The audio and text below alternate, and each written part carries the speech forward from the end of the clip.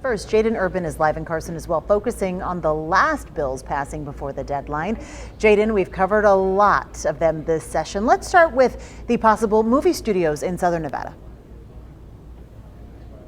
Yeah, so the movie studios bill, also known as the Summerlin Studios, is still awaiting a vote in the Senate. It did pass out of the Assembly on Friday with a 22-20 vote. Now, just a reminder of that bill for folks who don't know what the bill is trying to do. Howard Hughes, Sony Pictures, and Warner Brothers are trying to help bring two massive movie studios to Southern Nevada. How they plan on doing it is where the conflict lies. The bill is trying to let the companies use transferable tax credits, which would leave hundreds of millions of dollars that would go to the state, go back to the owner, and some lawmakers say that this bill is causing a lot of holdup here.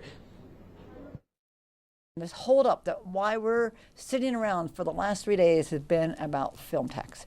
And those of us in Northern Nevada, it's pretty easy no for us, but there's a lot of discussions going on. So they're not moving some things until they see what the Senate does over here.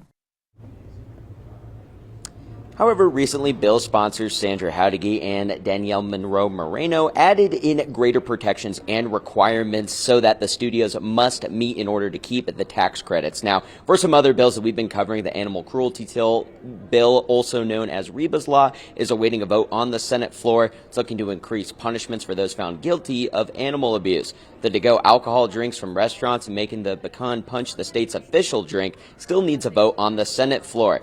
And some other bills as well. Speaker Steve Yeager's bill that would allow nonpartisan voters to participate in primary elections passed out of the Assembly with a 27-15 vote on Friday. It is also awaiting a vote on the Senate floor, but there is some pushback on that bill.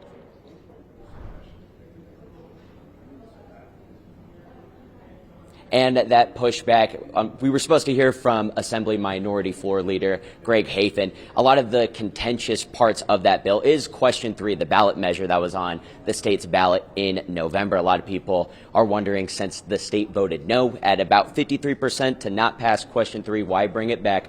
During the initial hearing, Speaker Steve Yeager has said that this is different than what was on Question 3, particularly not including the ranked choice voting, and it's looking at a different sort of primary than what Question 3 was trying to offer. So we still have a lot to uncover here throughout the night. We're still sitting at about 7 hours until sine die, and we did reach out to the governor's office if there is a chance for a special session, and all we got back was no comment. So we'll keep you updated throughout the night here. But for now, covering the Nevada Legislature live in Carson City, Jaden Urban, 2 News Nevada.